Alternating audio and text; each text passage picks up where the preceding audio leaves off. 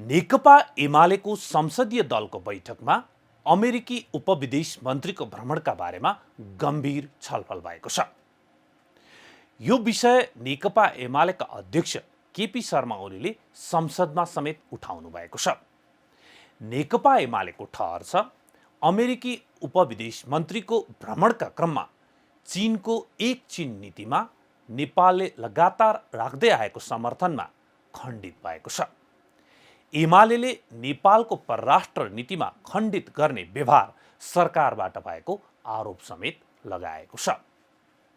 नेकपा एमालेको ठहर छ, नेपालको परराष्ट्र नीति असंलग्न परराष्ट्र नीति हो।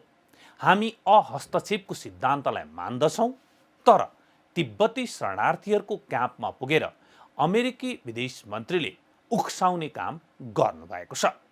अमेरिकी उप विदेश मन्त्री को नेपाल भ्रमणमा केही हाम्रा परराष्ट्र नीतिका स्थापित मूल्यहरू जुन छन् त्यसलाई खण्डित गर्ने प्रकारको व्यवहारहरू भयो।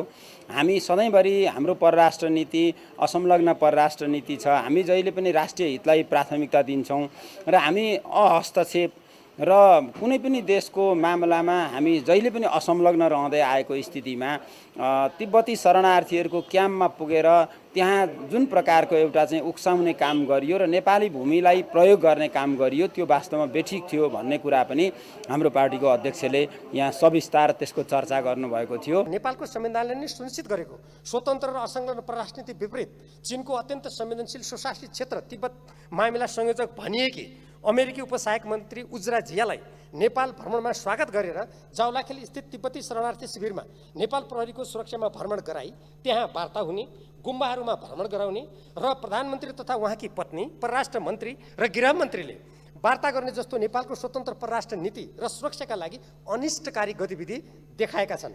नेकपा एमाले सदैव संयुक्त राष्ट्रसङ्घको बडापत्र, पञ्चशील र असंलग्नताका सिद्धान्तमा आधारित स्वतन्त्र परराष्ट्र नीतिको पक्षपोषण गर्दै आएको छ। यही नीति अनुरूप चीन र भारतसँग सार्वभौमिक समानताको आधारमा सुमधुर सम्बन्ध कायम गर्ने नीति स्पष्ट गर्दै आएको छ। नेपाली काङ्ग्रेसको सभापति समेत रहनुभएका प्रधानमन्त्री देउबा गठबन्धन सरकारमा संलग्न नेकपा माओवादी केन्द्र, नेकपा एकीकृत समाजवादी लगायतका दलहरूले नेपालको स्वतन्त्र असंलग्न परराष्ट्र नीति परित्याग गरेका हुन्। नभए शक्ति राष्ट्रको प्रतिस्पर्धा र द्वन्द्वको घानमा नेपाललाई हाल्ने राष्ट्रघाती क्रियाकलापमा मौन किन, यो सम्मानित सदन मार्फत जवाफ दिइयोस्। हो, नेकपा एमालेले अमेरिकी उपविदेश मन्त्री तिब्बती शरणार्थीको शिविरमा गएर उक्साउने काम गरेको ठहर गरेको छ र यो काम नेपाली भूमि प्रयोग गरेर भएकाले बेठिक छ भन्ने पनि एमालेको ठम्याइ छ। नेपालको भूमिमा आएर अमेरिकी मन्त्रीले तिब्बती शरणार्थीलाई भेटेकोमा नेकपा एमालेले नेपालको असंलग्न परराष्ट्र नीति खण्डित भएको र एक चीन नीतिको समर्थन पनि खण्डित भएको जनाएको छ। उसको ठहर छ, यो गतिविधिले तिब्बती शरणार्थीलाई चीन विरुद्ध उकास्ने काम गरेको छ। फेरि एकपटक दोहोऱ्याएर राम्रोसँग सुनौ नेकपा एमालेका सचेतक विशाल भट्टराईको कुरा। अमेरिकी उप विदेश मन्त्री को नेपाल भ्रमणमा केही हाम्रा परराष्ट्र नीतिका स्थापित मूल्यहरू जुन छन् त्यसलाई खण्डित गर्ने प्रकारको व्यवहारहरू भयो। हामी सधैँभरि हाम्रो परराष्ट्र नीति असंलग्न परराष्ट्र नीति छ। हामी जहिले पनि राष्ट्रिय हितलाई प्राथमिकता दिन्छौँ र हामी अहस्तक्षेप र कुनै पनि देशको मामलामा हामी जहिले पनि असंलग्न रहँदै आएको स्थितिमा तिब्बती शरणार्थीहरूको क्याम्पमा पुगेर त्यहाँ जुन प्रकारको एउटा चाहिँ उक्साउने काम गरियो र नेपाली भूमिलाई प्रयोग गर्ने काम गरियो त्यो वास्तवमा बेठिक थियो भन्ने कुरा पनि हाम्रो पार्टीको अध्यक्षले यहाँ सविस्तार त्यसको चर्चा गर्नुभएको थियो। नेकपा एमालेको संसदीय दलमा उठेको अथवा भनौँ पार्टी अध्यक्ष केपी शर्मा ओलीले भनेको कुरा विशाल भट्टराईले संक्षेपमा मात्र सुनाउनु भयो। यसको विस्तृत विवरण त अध्यक्ष ओली आफैले संसदमा प्रस्तुत गर्नुभएको छ।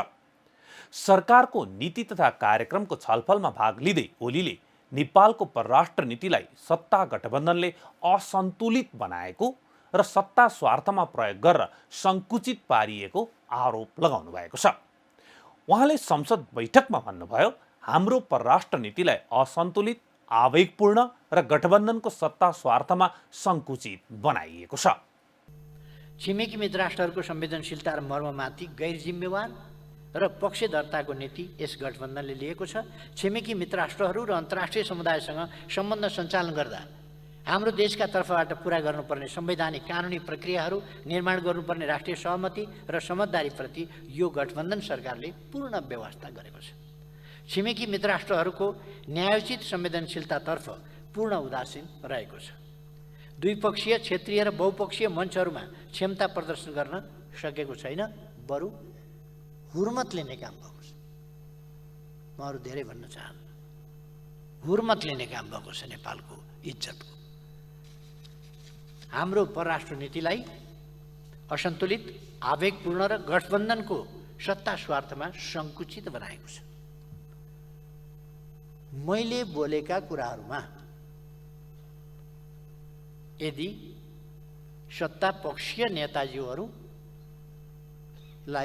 कुनै आपत्ति छ भने तथ्य प्रमाण सहित यहाँहरूसँग बहस गर्न सदैव तत्पर रहेको कुरा म यहाँहरूलाई निवेदन गर्छु।